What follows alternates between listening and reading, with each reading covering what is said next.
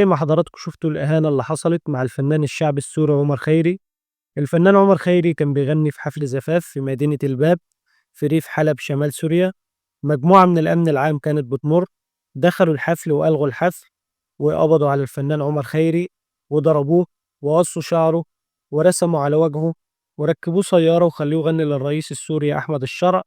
أنا شايف إن اللي حصل ده حصل من مجموعة متعرفش أي حاجة عن النظام، متعرفش أي حاجة عن الأمن ولا الأمان. الفيديو انتشر على وسائل التواصل الاجتماعي وأثار استياء ناس كتيرة جدا.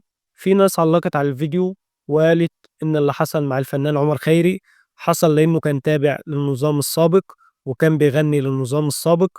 وفي ناس بتقول إن اللي حصل مع الفنان عمر خيري حصل لأن مجموعة الأمن العام شايفين إن الغناء حرام، علشان كده بيهينوا الفنان عمر خيري.